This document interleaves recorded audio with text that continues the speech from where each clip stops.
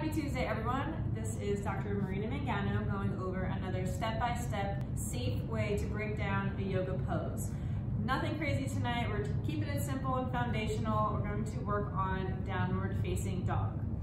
So downward facing dog is a beautiful prone pose, meaning you're face down, and it's a wonderful combination of activating everything from the gripping muscles of your arch all the way along the stabilizing muscles of your spine, down the back body into your arches of your feet.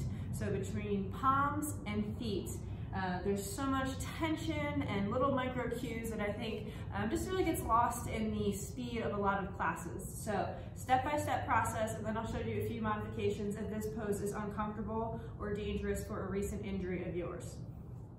It's very rare that a class would start in a downward facing dog, but if you only have a 60-minute class, it doesn't take too long to get right into this position. So anything you can do leading up to this pose, just to open the back body and really just activate the breathing. I think that's the biggest preparation that you can do for downward facing dog. Allow your breathing mechanism to warm up, help your brain find all new areas to activate, and take you out of that robotic routine of really high and rigid chest breathing throughout the day. So as soon as we get to yoga, we tap in, we try to be intentional and allow our breath to restore through the lower belly, abdominal muscles, and pelvic floor. And breath in that area really is coming from the expansion of the lungs that pushes down the diaphragm that then can spread in a 360-degree hamster. But in just a physical warm-up, maybe tucking the arches underneath, rolling through the ankles a little bit, rolling the shoulders back, and then helping your neck retract to open up the back body. Once you're feeling a little bit loosened up, every finger is going to face forward. Each finger has even distribution of weight and pressure through the hand. The elbow faces, so the crease of the elbow, oftentimes if you're really flexible, they rotate too far into external rotation. They turn out too far, and the palms, the face of that elbow is facing 100% forward. With fingers facing forward, try to rotate just from the shoulder, internally rotate, turn the bicep inward just enough so that elbow crease is facing the opposite corner of your mat, so about 45 degrees. 100% will look here. Exaggerated, really rotated in will be about here. 45 degrees is gonna face opposite corner. Once you're in this position, tuck the toes underneath, pull the shoulder blades down. The only thing moving here is a hip hinge. So try to bend from the hips to lift the hips up towards the ceiling. And then if you're very flexible, again, you'll have to be careful not to hyperextend through the shoulders or try to hyperextend and lock out the knees. So start with a bent position, feet are evenly under the hips, hands are evenly under the shoulders, hips are high, and then starting to make some micro cues. Press down into the palms to make sure the rib cage is in line with the arms. So if you're really extended at underneath, push through the palms to bring you back in neutral. Then if your rib cage is really exposed and flared forward, tuck the tailbone underneath enough to bring you back into a plank posture. And notice I'm still up on the heels, workshopping the upper half of my body first. Now use the hands to press into the mat as if I was trying to buckle your elbows. And I say, resist me from buckling your elbows. So you would push inward towards each other. Once you're finally activating, resisting that elbow buckling, then as you shift back and upwards, see if you have more range to drop the heels down. Once you're there, if you've collapsed again through the sternum and there's a gully in between the shoulder blades, use the mid-back, so the thoracic spine, to push forward and fill up the space between the shoulder blades. Chin is lightly tucked, gaze is either looking in the middle of the mat or a little bit backwards, so the ears are in line with the spine. And now the breath. If you can see, my breath expansion is filling up the front pant line of my pants.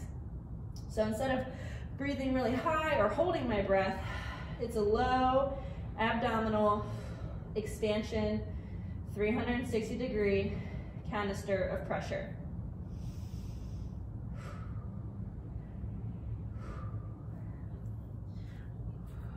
So once more, going through that pretty quickly.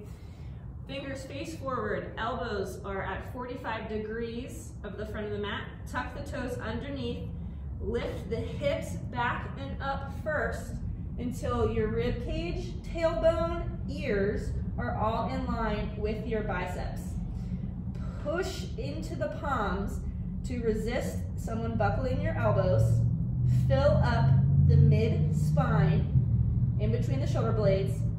Start breathing, and then add the straightening through the legs. Good pressure on the first toe, the fifth toe, and the inside of your heel.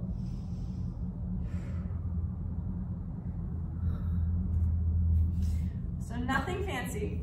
Downward facing dog is such a foundational pose that we use throughout all of our vinyasa sequences and a lot of our sun salutation sequences through class. So it's so important, and as a practitioner, when someone comes in, I have them do this pose to tell me so much about their functional body, meaning if their shoulders have limited extension, if their low back is too rounded for this posture, or their back hamstrings are too tight to open up into that high V.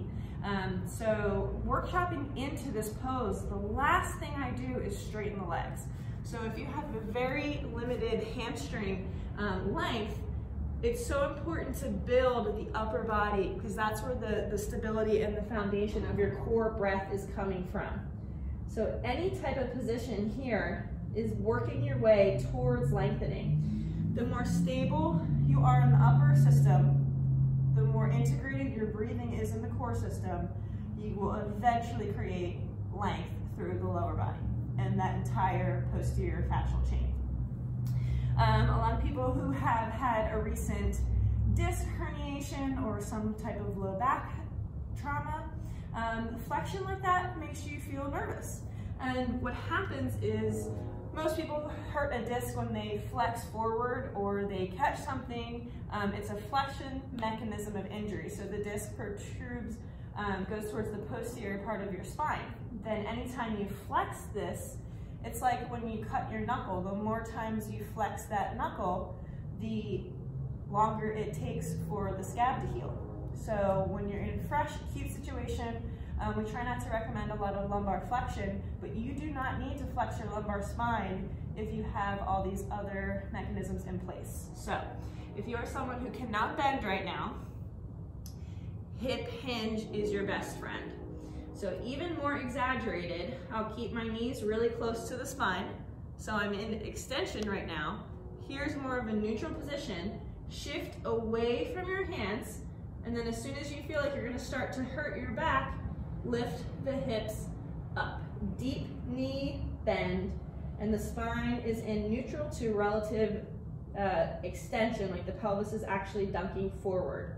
So we're being extra cautious. As soon as you start to straighten the legs, you're causing the pelvis to rotate backward, and then your lumbar spine will couple and flex with that.